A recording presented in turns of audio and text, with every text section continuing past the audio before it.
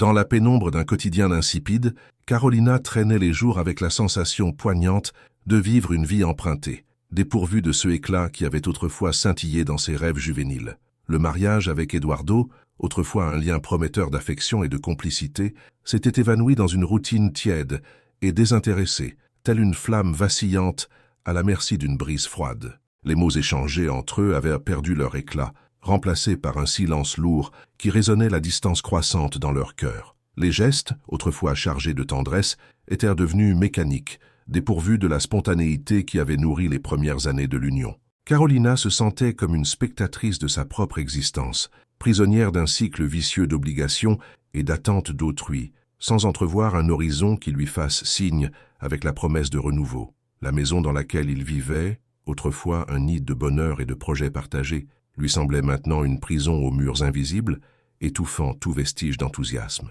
Les objets qui la décoraient, témoins de moments heureux, semblaient porter le poids de la monotonie, lui rappelant constamment le contraste entre le passé vibrant et le présent décoloré. Les nuits se traînaient en insomnie, peuplées d'angoisses vagues et de la sensation persistante qu'il manquait quelque chose de fondamental dans sa vie. Elle se questionnait sur le but de ses jours, sur le sens de ses choix, mais les réponses semblaient toujours fuyantes, plongées dans un brouillard d'incertitude.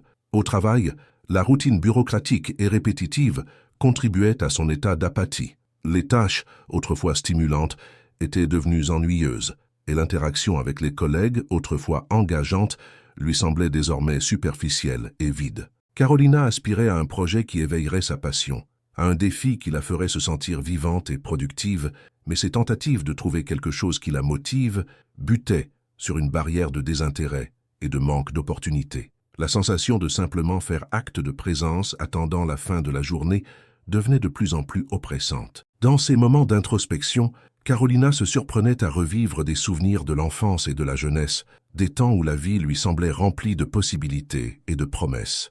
Elle se souvenait des rêves qu'elle chérissait, des ambitions qui la poussaient, et ressentait un mélange de nostalgie et de frustration en constatant l'abîme entre ce qu'elle avait imaginé pour elle-même et la réalité dans laquelle elle se trouvait. La sensation de s'être perdue en cours de route était constante, rongeant son estime de soi et alimentant un sentiment d'inadéquation. Les rares occasions sociales étaient montées perçues par Carolina comme un mélange d'obligation et de découragement. Les conversations triviales, les rires forcés et la superficialité des rencontres ne faisaient qu'accentuer son isolement intérieur. Elle se sentait comme une étrangère au milieu de la foule, incapable de partager la joie apparente des autres ou de trouver un point d'identification véritable. Le désir de connexion plus profonde et significative était constant, mais la barrière de sa propre insatisfaction semblait l'empêcher de s'ouvrir à de nouvelles expériences et relations. Le reflet dans le miroir lui renvoyait l'image d'un visage marqué par la tristesse et la fatigue, éloigné de la vivacité qui l'avait autrefois illuminé. Ses yeux, autrefois expressifs et curieux, portèrent maintenant un voile de mélancolie, reflétant l'aridité de son âme. Carolina se voyait vieillissant prématurément, non seulement sur le plan physique, mais aussi dans l'esprit, comme si la vie elle-même s'évanouissait lentement, ne laissant derrière elle qu'une traînée de mécontentement. Elle aspirait à une étincelle qui rallumerait la flamme de l'espoir, à un vent qui dissiperait la brume de son malheur, mais l'avenir lui paraissait un horizon incertain et sombre. La routine, implacable dans sa cadence monotone, semblait destinée à perpétuer ce cycle d'insatisfaction, l'enfermant dans une existence décolorée et sans perspective de renouveau. Au milieu de l'atmosphère pesante de sa routine décolorée, un événement inattendu secoua la stagnation de la vie de Carolina, comme un éclair dans un ciel serein. La nouvelle arriva de manière soudaine et douloureuse. Sa grand-mère, Esther, la matriarche de la famille et une figure d'une grande importance dans ses souvenirs affectifs, était partie. Une vague de tristesse l'envahit, un mélange de nostalgie pour la présence affectueuse de sa grand-mère et la reconnaissance de la fragilité de la vie. Esther avait toujours été un phare dans sa vie, une source de sagesse et d'amour inconditionnel, et son absence laisserait un vide immense. Avec la douleur inévitable du deuil, surgit un retournement que Carolina n'aurait jamais pu prévoir. Au milieu des démarches bureaucratiques et de l'organisation des affaires d'Esther, la famille découvrit l'existence d'un testament. La nouvelle se répandit comme un murmure entre les proches, chargé d'un mélange de curiosité et d'attente.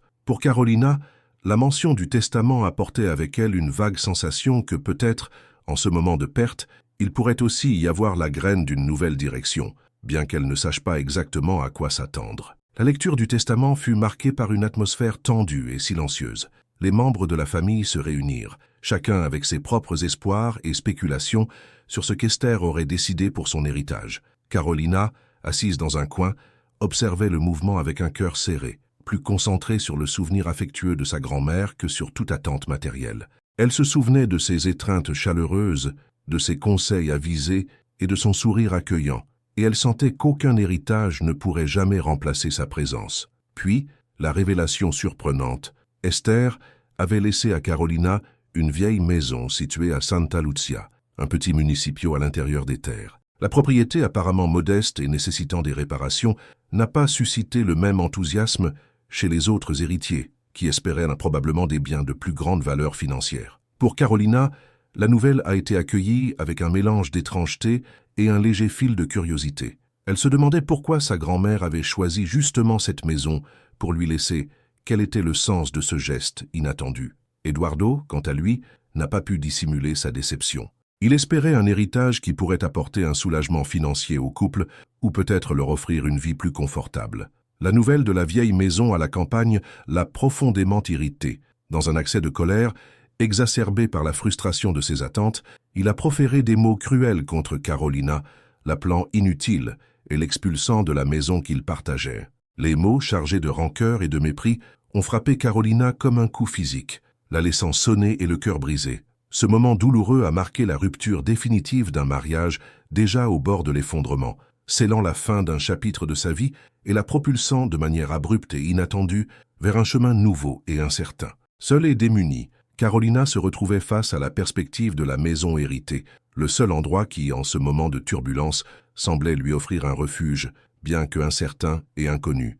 L'héritage d'Esther, qui semblait au départ un cadeau modeste, se transformait à cet instant de douleur et de rejet en son seul port sûr, en point de départ pour un voyage qu'elle n'aurait jamais imaginé entreprendre. Les mots cruels d'Eduardo résonnaient encore dans son esprit, aiguisés comme des éclats de verre, tandis que Carolina se trouvait dehors, devant la porte qu'elle avait appelée chez elle pendant des années. Le poids de l'humiliation et du rejet la paralysait un instant, la laissant suspendue dans un vide d'incrédulité. Le monde qu'elle connaissait, dont les fondations étaient déjà ébranlées, venait de s'effondrer complètement. Avec une seule valise contenant des vêtements et des fragments d'une vie qui n'était plus la sienne, elle se sentait comme une feuille, emportée par le vent, sans direction, sans ancre. La ville autour d'elle, avec son bruit incessant et ses lumières froides, ne lui avait jamais paru aussi hostile et indifférente. Chaque visage anonyme qui passait à côté d'elle semblait accentuer sa solitude écrasante. Le seul fil d'espoir, aussi ténu soit-il, était la clé qu'elle serrait dans sa main. Froide et solide, c'était la preuve tangible de son héritage, le seul bien qui lui restait. Sainte Lucie, le nom sonnait lointain, presque mythique, un endroit visité peu de fois dans son enfance, dont les souvenirs étaient embrumés par le temps. Elle se rappelait vaguement de l'odeur de la terre mouillée, du chant des oiseaux à l'aube et du sourire chaleureux de sa grand-mère Esther, qui semblait avoir une connexion intrinsèque avec ce bout de terre. C'est ce souvenir, cette chaleur ténue au milieu du froid de l'abandon, qui l'a poussée à agir. Le voyage en bus fut long et silencieux, un purgatoire en mouvement. Le paysage urbain, avec ses bâtiments gris et sa hâte oppressante, laissa lentement place à des champs verdoyants et des collines douces. Pour Carolina, c'était comme si elle traversait un portail, laissant derrière elle non seulement une géographie, mais la personne qu'elle avait été. À chaque kilomètre parcouru, elle sentait le poids du passé se dissiper un peu, non pas comme un soulagement immédiat, mais comme le lent détachement d'une vieille peau serrée. La douleur était encore là, pulsant dans sa poitrine, mais désormais, elle se mêlait à une sensation inconnue, une sorte de curiosité craintive sur ce qui l'attendait au bout de cette route. En débarquant à la petite gare routière de Santa Lucia, Carolina respira un air différent. Il était plus pur, chargé du parfum des fleurs et des sous-bois. Le rythme de la ville était visiblement autre. Il n'y avait pas la frénésie, les klaxons impatients ou la foule pressée. Les gens marchaient calmement, se saluaient dans la rue, et le silence était rempli du son de la nature. Elle se sentit comme une étrangère, sa tenue urbaine et son expression d'abandon discordant avec la sérénité de l'endroit. Avec l'adresse notée sur un papier froissé, elle commença à marcher. La maison n'était pas loin. En arpentant les rues pavées, elle observait les maisons simples avec leurs jardins bien entretenus, les fenêtres ouvertes et l'odeur de café frais flottant dans l'air. La vision de la propriété héritée se présenta au bout d'une rue tranquille et arborée. C'était exactement comme elle l'avait imaginé, et pourtant, la vue la frappa. La maison était ancienne, avec un porche en bois qui semblait fatigué par le temps, et une peinture décolorée par le soleil et la pluie. Un portail en fer rouillé gardait un jardin devenu sauvage. Des mauvaises herbes rivalisèrent d'espace avec des rosiers tenaces et d'autres plantes qu'elle ne savait nommer. Un enchevêtrement de vie négligée qui, d'une certaine manière, reflétait son propre état intérieur. Le cœur battant, elle poussa le portail qui grinça en protestation. Elle traversa le chemin de pierre, sentant le regard curieux d'une voisine à travers la haie. Elle s'arrêta devant la porte principale. Le bois était usé mais robuste.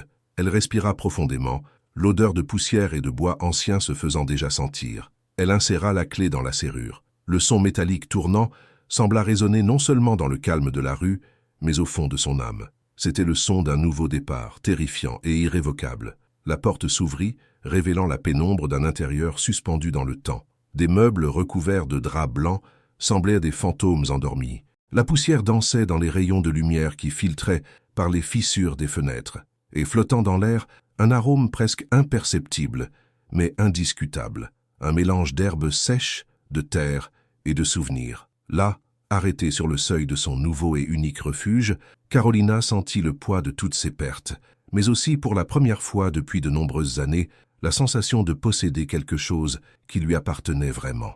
Carolina ferma la porte derrière elle, et le son du verrou s'enclenchant sembla sceller sa décision, la séparant définitivement du monde qu'elle avait laissé derrière. Le silence de la maison l'enveloppa, un silence dense, palpable, qui n'était pas vide, mais rempli de décennies de vie et d'histoires non racontées. L'air était immobile, chargé de l'odeur de bois anciens, de poussière et de ce parfum herbacé persistant, qui maintenant, dans l'environnement clos, devenait plus net, presque comme une présence invisible. Elle posa sa valise sur le sol, le seul objet qui la reliait à son existence précédente, et se sentit comme une archéologue sur le point d'explorer une ruine sacrée. Ses premiers pas sur le plancher de larges lattes résonnèrent dans l'espace. Poussée par un élan, elle s'approcha de ce qui semblait être un canapé et tira le drap blanc qui le recouvrait. La poussière s'éleva en un nu doré sous la lumière qui s'infiltrait par les fissures de la fenêtre. Ce fut un revêtement en velours usé, avec un motif de fleurs fanées. Carolina passa sa main sur le tissu, imaginant sa grand-mère assise là, peut-être en train de lire un livre ou simplement regardant par la fenêtre. Chaque objet semblait chuchoter des fragments du passé, et elle se sentit à la fois intruse et en même temps l'héritière légitime de ce royaume oublié. Elle poursuivit son exploration, se déplaçant lentement à travers les pièces. Le salon donnait sur une petite cuisine, et c'est là que l'arôme herbacé s'intensifia, la guidant comme un fil invisible. La cuisine était le cœur battant de la maison, même dans son état d'inertie. Des ustensiles en cuivre et en fer pendaient d'une étagère au mur, et sur un comptoir en bois massif, la lumière du soleil poussiéreuse révélait une série de pots en céramique et en verre. C'est en s'approchant que son cœur fit un bond. Il y en avait des dizaines, de différentes tailles et formes, chacun avec une étiquette écrite à la main, d'une calligraphie élégante et ferme qu'elle reconnut immédiatement comme étant celle d'Esther, camomille, romarin, lavande, menthe poivrée, mélisse. Les noms dansaient devant ses yeux, un vocabulaire de guérison et de réconfort. À côté des pots empilés avec soin, se trouvait la véritable pièce maîtresse, une collection de carnets à couverture rigide, usés par l'usage. La curiosité l'emporta sur l'hésitation. Carolina prit le carnet du dessus. La couverture était en cuir sombre et doux. En l'ouvrant, elle fut accueillie par la même calligraphie que celle des étiquettes. C'étaient des pages et des pages remplies de notes, de dessins détaillés de plantes, de recettes de tisanes, d'infusions, de pommades et de sirops. Il y avait des observations sur les phases de la lune pour la récolte, des notes sur les propriétés de chaque herbe et de petites histoires et réflexions personnelles de sa grand-mère. Ce n'était pas seulement un livre de recettes, c'était le journal d'une vie, un testament de sagesse populaire et d'une profonde connexion avec la nature. Carolina sentit les larmes monter. Cet héritage, qui avait semblé si insignifiant pour Eduardo, était en réalité un trésor de valeur inestimable. C'était le legs de l'âme de sa grand-mère. Absorbée dans cet univers de découverte, elle sursauta à de douces frappes à la porte d'entrée. Hésitant un moment, qui cela pouvait-il être? Avec précaution, elle retourna à l'entrée et ouvrit la porte. Devant elle se tenait une dame aux cheveux blancs, retenue en un chignon lâche, et un sourire si sincère et accueillant qu'il dissipa immédiatement toute appréhension. Ses yeux, bien que marqués par le temps, brillaient d'une vivacité contagieuse. « Vous devez être Carolina, la petite fille de notre chère Esther, » dit la femme d'une voix douce et mélodieuse. « Je suis Lucia, votre voisine. J'ai vu la lumière et j'ai pensé que c'était vous. Soyez la bienvenue, ma chère. » Les mots de Tia Lucia, comme Carolina l'appellerait instinctivement, furent des comme un baume. En un instant, la solitude qui l'oppressait laissa place à une vague de chaleur humaine. Lucia n'attendit pas d'invitation pour entrer, apportant avec elle un panier de pain frais et une cafetière. Elle expliqua qu'elle était amie avec Esther depuis plus de 50 ans et qu'elle ressentait la maison vide depuis son départ. Elle raconta des histoires sur la grand-mère, sur la façon dont elle était recherchée par tous dans la ville pour ses thés miraculeux et ses conseils avisés. Avec la naturelle de quelqu'un qui partage un secret précieux, Lucia confirma ce que Carolina commençait à soupçonner. Cette maison n'était pas seulement un logement, mais un sanctuaire de guérison et de connaissance.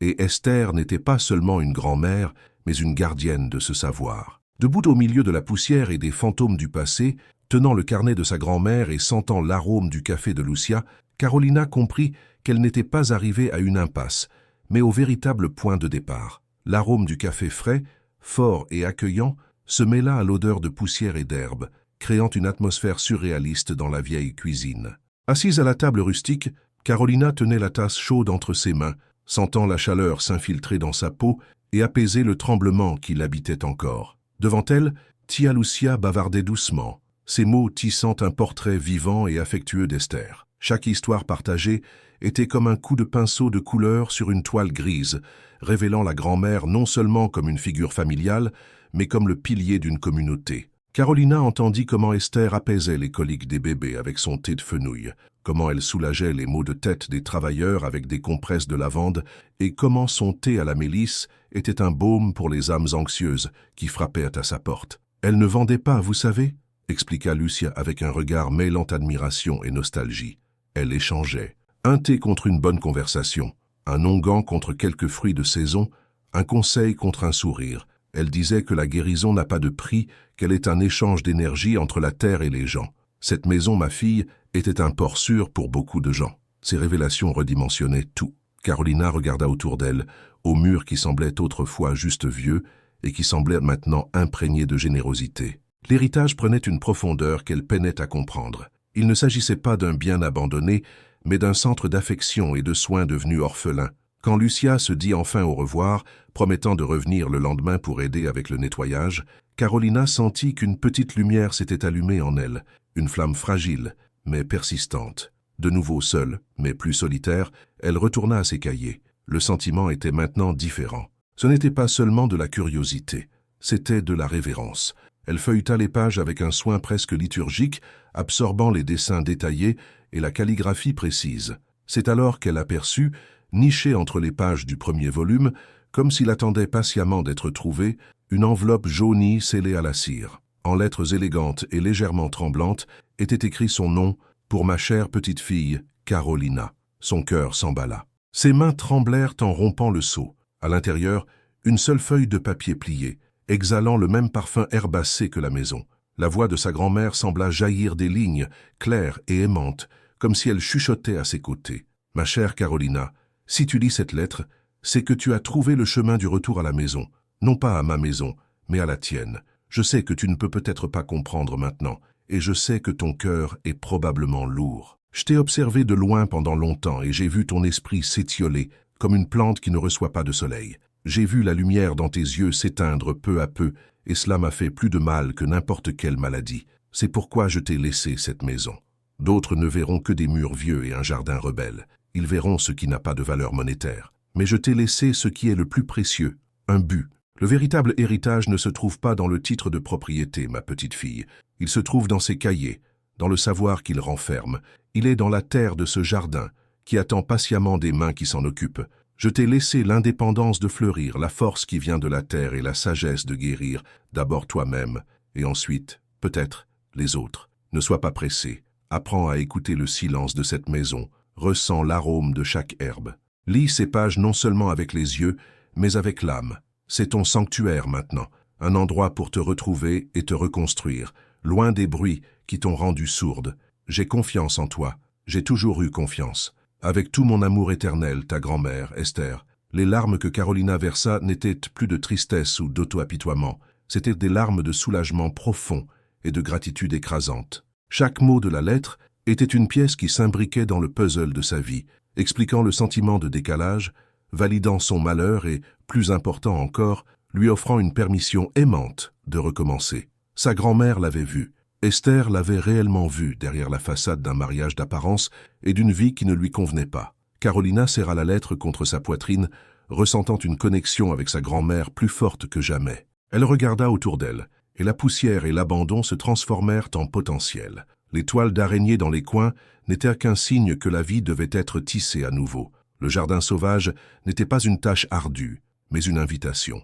La lettre d'Esther n'était pas un point final, mais une carte. Et pour la première fois en d'innombrables années, Carolina sentit qu'elle savait quel était le premier pas à faire dans son propre voyage. La première matinée à Santa Lucia était différente de toutes les autres matinées de la vie de Carolina. Il n'y eut pas le son strident du réveil, ni le bruit étouffé du trafic commençant à s'intensifier sur l'avenue. Au lieu de cela, elle fut réveillée par une lumière douce filtrant à travers les fissures de la fenêtre poussiéreuse, teintant l'air d'or. Le son qui l'accueillit fut une symphonie rustique, le chant insisté d'un coq au loin, le gazouillis des oiseaux qui avaient fait leur nid sous le rebord de la maison et le murmure du vent dans les feuilles des arbres du jardin.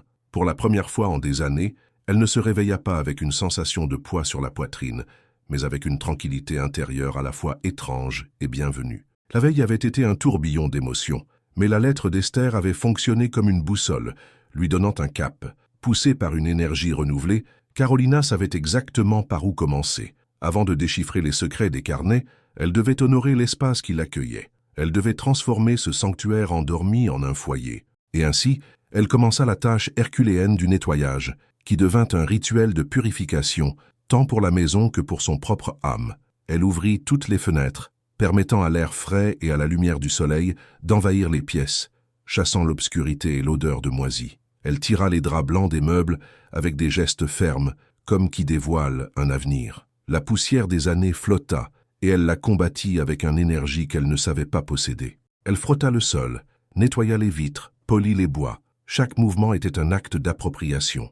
En balayant la poussière et la saleté dehors, elle avait l'impression de balayer aussi les résidus de sa vie passée, l'apathie, les douleurs, les mots cruels d'Eduardo. La sueur qui coulait sur son visage était réelle, la fatigue dans ses muscles était honnête, et la satisfaction qu'elle ressentait en voyant chaque petit progrès était une récompense immédiate et authentique, bien plus gratifiante que n'importe quel compliment superficiel qu'elle avait déjà reçu. Après des heures de travail intense à l'intérieur de la maison, elle tourna son attention vers le jardin, le cœur battant de l'héritage d'Esther. Arrêtée sur le porche, elle observa le chaos de vie s'étendant devant elle. C'était un enchevêtrement de mauvaises herbes, de grimpantes et de buissons qui avaient de pousser sans contrôle, mais, sous le désordre, elle pouvait entrevoir la structure d'un ancien soin. Il y avait la silhouette de plates-bandes, le tracé d'un chemin de pierre et la présence de plantes nobles, comme les rosiers, qui luttaient vaillamment pour leur espace. C'était une tâche intimidante, et pendant un moment, elle se sentit petite face à cela. C'est à ce moment d'hésitation qu'une voix douce l'interrompit. Madame Esther serait heureuse de voir quelqu'un s'occuper de son jardin à nouveau. Carolina se retourna et vit une jeune fille arrêtée près du portail rouillé. Elle avait de longs cheveux sombres, noués en une tresse, et de grands yeux expressifs qui transmettaient une profonde sérénité. Elle portait un petit panier avec quelques outils de jardinage. Ce n'était pas une intruse. Sa posture était de respect et de déférence. « Vous devez être sa petite fille », continua la jeune fille, avec un sourire timide. « Je suis Laetitia. J'aidais parfois votre grand-mère. Nous nous occupions des plantes ensemble. » Le nom Laetitia fit surgir une étincelle dans la mémoire de Carolina, peut-être d'une ancienne conversation avec sa grand-mère. À ce moment-là, elle ne voyait pas une étrangère, mais un lien vivant avec le passé qu'elle essayait de déchiffrer. « Je suis Carolina. Je viens d'arriver. »« Je sais, » dit Laetitia avec simplicité. « Toute la ville le sait déjà. J'espérais que vous viendriez. » La maison manquait de vie. Elle regarda le jardin avec une intimité qui révélait son affection pour l'endroit. « Si cela ne vous dérange pas, je peux vous montrer où sont les herbes les plus tenaces. Certaines se cachent bien. » L'offre fut faite avec une délicatesse qui toucha Carolina. Ce n'était pas une proposition de travail, mais une invitation à partager un secret. « J'adorerais. Pour être honnête, je ne sais même pas par où commencer. » Laetitia sourit. un sourire qui illumina son visage. Elle entra dans le jardin avec la familiarité de quelqu'un qui foule un sol sacré et marcha jusqu'à un coin apparemment envahi par les broussailles. Avec ses mains, elle écarte délicatement quelques larges feuilles et révéla un touffe luxuriant d'une plante à petites feuilles parfumées. « Regarde ici », dit-elle, prenant une feuille et la frottant entre ses doigts avant de l'offrir à Carolina. « Menthe. Votre grand-mère disait que c'est bon pour avoir du courage. » Carolina inspira l'arôme frais et piquant. Dans ce geste simple, un pont fut créé. La sagesse des carnets, la présence de la terre et la bonté de cette jeune fille se réunirent. En regardant Laetitia qui pointait déjà vers un autre endroit, expliquant une touffe de mélisse, Carolina sut qu'elle n'était plus seule dans sa mission.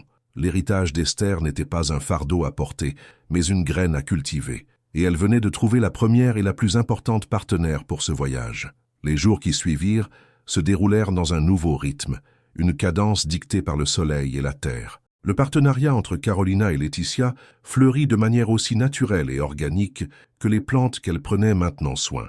Elles formèrent une symbiose parfaite où la curiosité de l'une s'entrelaçait avec la sagesse de l'autre, créant une force qu'aucune des deux n'aurait possédée seule. La routine qu'elles avaient établie était un rituel sacré, un ballet de 2 personnes engagées à réveiller un géant endormi. Les matins étaient consacrés au jardin. Sous le doux soleil d'hiver, qui dorait l'herbe encore humide de rosée, elle s'immergeait corps et âme dans la tâche de restaurer l'ordre dans le chaos. Laetitia était la chef d'orchestre de cet univers vert. Son savoir ne venait pas de livres, mais d'une profonde intimité avec la nature, une sagesse transmise par Esther et absorbée par une observation attentive et affectueuse. D'un geste délicat, elle distinguait la mauvaise herbe de l'herbe médicinale, enseignant à Carolina à lire le langage des plantes. Celle-ci, disait-elle en désignant une feuille duvetteuse, est le bol d'eau. Grand-mère Esther disait qu'il parle au foie. Carolina, pour sa part, avait les yeux de celle qui découvre le monde. Avec les carnets en tête, elle commença à relier les dessins et descriptions de sa grand-mère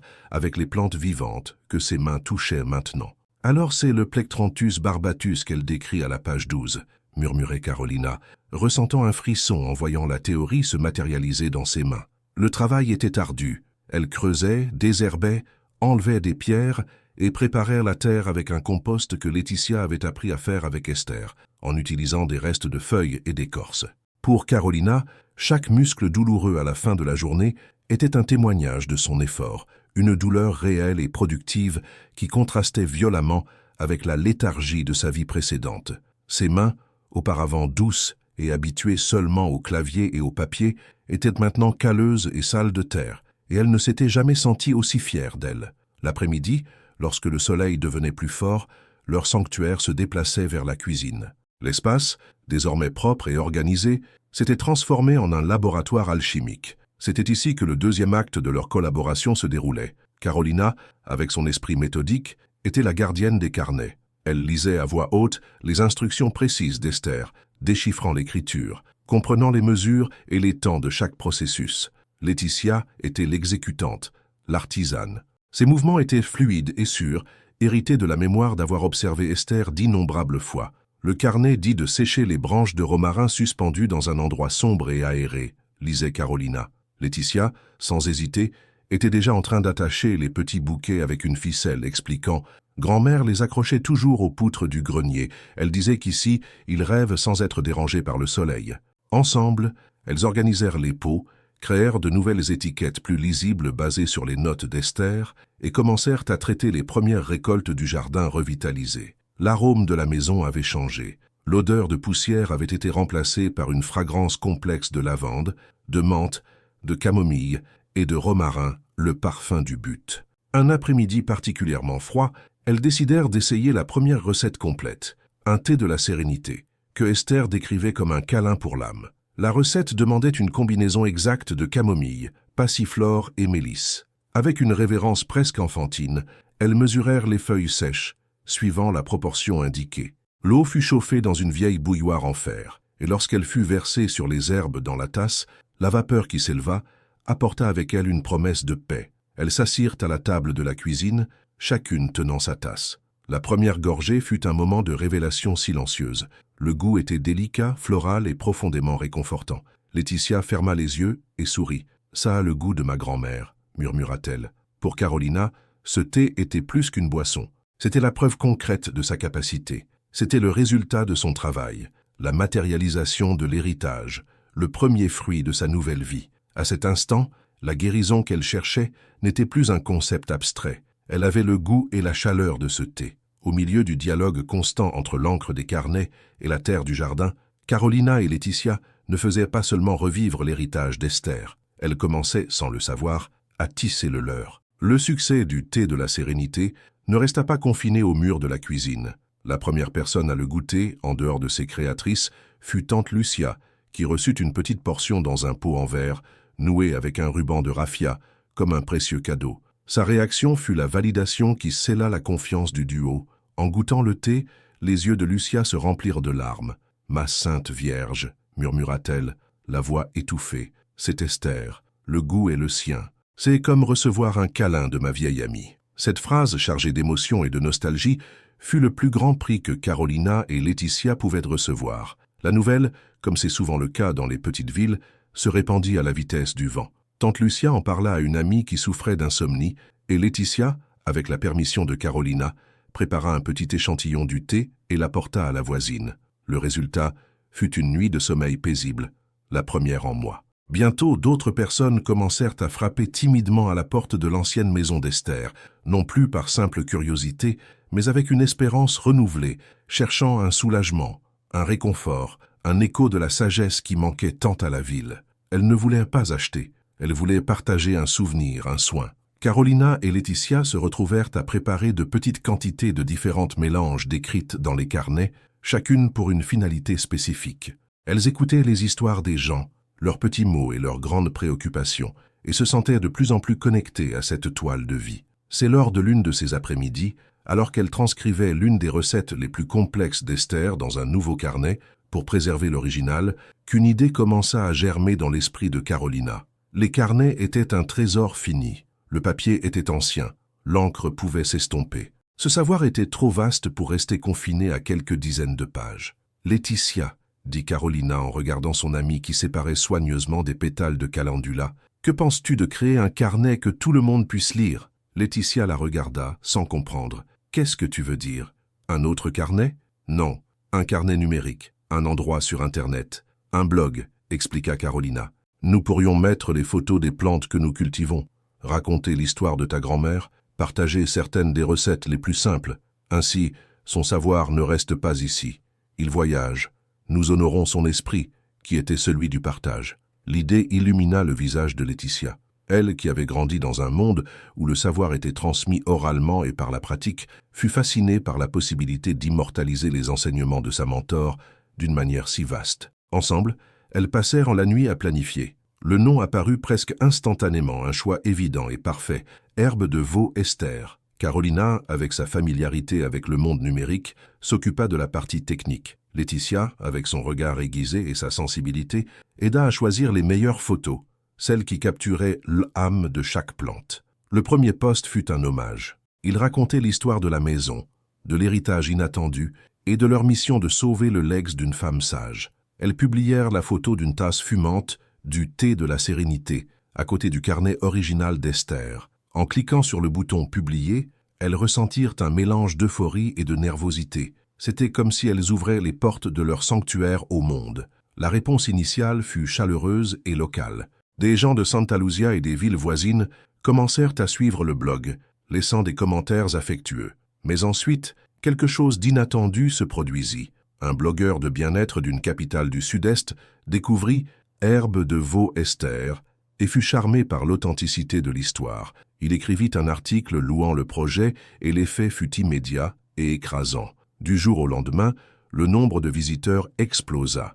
Les commentaires n'étaient pas plus seulement de voisins, mais de personnes de tous les coins du Brésil. Ce furent des messages de gens vivant dans des appartements en béton, aspirant à une connexion avec la nature, de jeunes cherchant un mode de vie plus simple et significatif, de personnes qui, comme Carolina, se sentaient perdues et trouvèrent de l'inspiration dans son histoire. Et avec les commentaires, vint un nouveau type de questions répétées à l'envi. « Vendez-vous ces thés? Je dois les essayer. Comment puis-je acheter ?» Carolina et Laetitia regardèrent l'écran de l'ordinateur, ébahis. La commercialisation n'avait jamais été l'objectif. Le projet était né de l'amour, de la guérison et du partage. Mais la demande était indéniable, un chœur de voix réclamant un morceau de cette magie. Arrêtées dans la cuisine, avec l'odeur de romarin dans l'air et la lumière de l'écran illuminant leurs visages perplexes, elles se regardèrent. Le petit ruisseau qu'elles avaient trouvé à Santa Lucia se transformait en une rivière débordante, et elles devaient décider si elles allaient construire un pont ou apprendre à naviguer sur ces eaux. Le monde frappait à la porte, plus timidement, mais avec un appel clair et retentissant. L'avalanche d'emails et de commentaires avait transformé l'atmosphère de la cuisine. Le silence laborieux avait cédé la place à une électricité crépitante, un mélange de panique et d'euphorie. La question planait dans l'air, aussi présente que l'arôme de camomille. Devait-elle transformer l'âme du projet en un produit? L'hésitation était palpable. Laetitia, dont la relation avec les herbes était d'une pureté presque spirituelle, craignait que l'argent puisse ternir l'héritage d'Esther. Grand-mère échangeait, elle ne vendait pas, argumentait-elle doucement, sa préoccupation sincère. Elle disait que le soin n'a pas de prix. Carolina comprenait cette peur. Elle-même avait fui un monde où tout, y compris les relations, semblait avoir un prix. Repenser à des tableaux, à la logistique et aux bénéfices lui donnait des frissons. Cependant, elle voyait quelque chose que Laetitia ne percevait peut-être pas encore. « Mais Laetitia, nous ne parlons pas de nous enrichir », rétorqua Carolina avec la même délicatesse. « Nous parlons de survivre, de pouvoir acheter des nouvelles semences, de réparer le toit, de nous consacrer à cela à temps plein. Nous pouvons faire à notre manière, avec nos valeurs. Nous pouvons utiliser l'argent pour protéger et étendre le travail de ta grand-mère, pas pour le corrompre. » La discussion était un équilibre délicat entre la pureté du but et le besoin de pragmatisme. C'est au milieu de ce dilemme que le passé décida de frapper à la porte, avec la subtilité d'un tonnerre. Une voiture de luxe, noire et brillante, s'arrêta devant le portail rustique, un anachronisme bruyant dans la rue tranquille de Santa Lucia. De là, Eduardo descendit. Il était différent. L'air de dédain avait été remplacé par un sourire huileux et les vêtements décontractés par un costume coûteux qui semblait inconfortable dans cet environnement. Il trouva Carolina dans le jardin où elle taillait un pied de romarin. « Carolina, ma chérie, j'ai entendu parler de ton projet. Impressionnant, » dit-il, regardant autour de lui avec l'air de celui qui évalue un investissement. « J'ai toujours su que tu avais un potentiel caché. Je suis venu voir si tu as besoin d'aide pour gérer tout ça, transformer ce passe-temps en un vrai business. » Le sang de Carolina se glaça, mais la femme qui tremblerait devant ce ton de supériorité n'existait plus. Elle se redressa avec les ciseaux de taille encore à la main, sentant la solidité de la terre sous ses pieds. Elle le regarda dans les yeux, sans colère, mais avec une clarté froide et tranchante. « Je n'ai pas besoin de ton aide, Eduardo. Ce que nous construisons ici n'est pas un vrai business selon tes termes. Et franchement, tu n'as plus le droit de m'appeler ma chérie. » La fermeté dans sa voix le surprit. Il tenta de discuter, mais ses mots se heurtèrent à un mur de sérénité et d'autosuffisance. Voyant qu'il n'y avait pas d'échappatoire, il recula, vaincu non par une dispute, mais par l'indifférence calme d'une femme qu'il ne reconnaissait plus et qu'il ne pouvait plus contrôler. La visite d'Eduardo, aussi désagréable fut-elle, agit comme un catalyseur. Elle solidifia chez Carolina la certitude qu'elle ne dépendrait jamais plus de quelqu'un d'autre, ni ne laisserait ses valeurs être dictées par autrui. Quelques jours plus tard, un autre fantôme apparut. Sa sœur, Fernanda, qui avait hérité de l'appartement précieux à Sao Paulo, se présenta sans prévenir, avec un dossier rempli de propositions et de tableaux. « Mana, j'ai vu ton blog. C'est un succès. J'ai pensé à comment nous pourrions scaler cela, » dit-elle, enthousiaste. « Nous pourrions breveter la marque, créer des emballages industriels, distribuer dans de grandes chaînes. Nous allons devenir riches. » Carolina écouta patiemment le discours corporate de sa sœur, et, encore une fois, elle refusa. « Fernanda, je te remercie de ton inquiétude, mais ce n'est pas ce que nous voulons. La valeur de ce que nous faisons réside justement dans le fait que ce n'est pas industriel. Elle est dans les mains, dans le temps, dans le soin.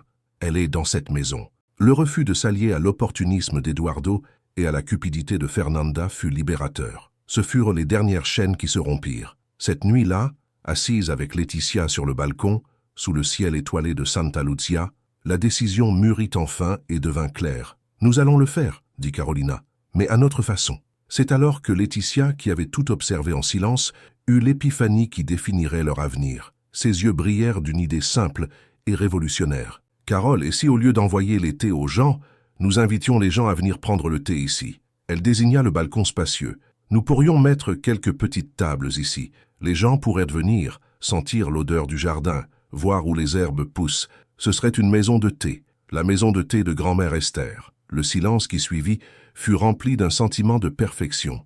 L'idée était brillante. C'était la synthèse de tout. Elle honorait l'esprit d'accueil d'Esther, permettait un modèle commercial durable et protégeait l'âme du projet de massification. Carolina regarda Laetitia, puis le balcon, et un large sourire s'ouvrit sur son visage. Ce n'était pas seulement un plan d'affaires, c'était l'évolution naturelle de son objectif. Elle ne ferait pas seulement vendre des thés, elles offriraient une expérience, un refuge. L'avenir, qui était auparavant une brume incertaine, avait maintenant les contours clairs et invitants d'une maison de thé. L'idée de la maison de thé, une fois semée, fleurit avec une rapidité et une force qui surprirent toutes les deux. L'énergie auparavant dépensée en doute et hésitation fut entièrement canalisée vers la création. Les mois suivants furent marqués par un travail intense et joyeux. Avec l'aide d'un menuisier local, elles transformèrent le vieux balcon en un coin accueillant. Des petites tables rustiques en bois de récupération ont été poncées et cirées par elles-mêmes, chacune recevant un petit vase avec une branche d'herbe fraîche du jardin. Une plante grimpante de passiflore a été guidée pour grimper le long des colonnes, promettant ombre et fleurs pour l'avenir. Avec une peinture vert sauge, Carolina a peint à la main une plaque en bois qui a été accrochée à l'entrée. Maison de thé, herbe de mamie Esther. L'inauguration n'a pas été un événement grandiose, mais une rencontre d'âmes. Elles ont simplement ouvert le portail un samedi matin ensoleillé. Les premières à arriver ont été tante Lucia et un petit groupe de voisines, qui sont venues avec des fleurs et des gâteaux, transformant l'ouverture en une célébration communautaire. Assises sur le porche, dégustant le thé de la sérénité et un gâteau de maïs au romarin que Carolina et Laetitia avaient cuisiné, elles regardèrent le jardin désormais prospère et soupiraient de contentement. La maison d'Esther était vivante à nouveau, plus vivante que jamais. La nouvelle, propulsée par le blog, a voyagé loin. Bientôt, le flux de visiteurs est devenu constant. C'étaient des gens des villes voisines, des touristes détournant leur route et des lecteurs fidèles du blog parcourant des kilomètres, juste pour expérimenter ce coin de paix. Ils venaient à la recherche de thé, mais trouvaient bien plus. Ils trouvaient un refuge du bruit du monde, un endroit où le temps semblait s'écouler plus lentement. Ils s'asseyaient, parlaient à voix basse, lisaient des livres ou contemplaient simplement le balancement des feuilles dans le jardin. L'activité en ligne a également prospéré. Elles ont créé des emballages simples et jolis, et une petite pièce de la maison est devenue le centre d'expédition d'où des paquets de soins et d'affection étaient envoyés à travers tout le Brésil. Le bénéfice n'était pas exorbitant, mais était amplement suffisant. Il payait les factures, permettait de réinvestir dans le jardin et, surtout, leur garantissait une indépendance que Carolina n'avait jamais rêvé possible. Un après-midi d'automne, avec la maison de thé animée et un soleil doux baignant le porche, Carolina s'est arrêtée un instant sur le seuil de la cuisine, essuyant ses mains sur son tablier. Elle a observé la scène.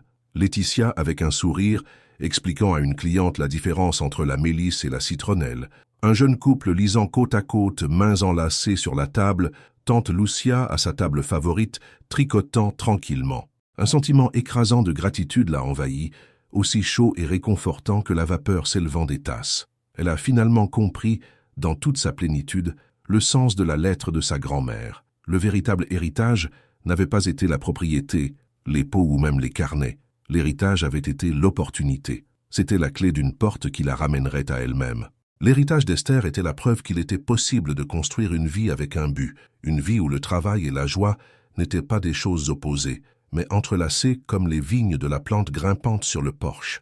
Elle regarda ses propres mains, rugueuses à cause du jardin et parfois tachées de thé, et vit les mains d'une femme qui créait, qui prenait soin, qui construisait. Son regard croisa celui de Laetitia de l'autre côté de la véranda. Elles se sourirent, un sourire de complicité et d'affection profonde.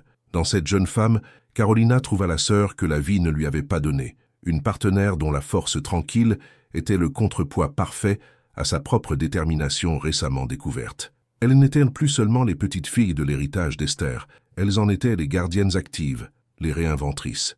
Un visiteur s'approcha de Carolina, interrompant sa réflexion. « Excusez-moi, dit-il, j'ai lu sur le blog le pouvoir du romarin pour la mémoire, c'est vrai ?» Carolina se tourna vers lui, et un sourire sincère illumina son visage. « Oui, c'est vrai, » répondit-elle, et sa voix était calme et assurée. « Le romarin nous rappelle des choses que nous pensions avoir oubliées. Venez, je vais vous préparer un thé et vous raconter son histoire. » À ce moment-là, le cycle se compléta. La femme qui était arrivée ici perdue, brisée et sans voix, était maintenant celle qui offrait la guérison et racontait les histoires. L'héritage d'Esther n'était plus confiné à des pages jaunies, mais fleurissait dans un jardin, dans une maison de thé, et surtout, dans le cœur d'une femme qui avait enfin trouvé le chemin de chez elle.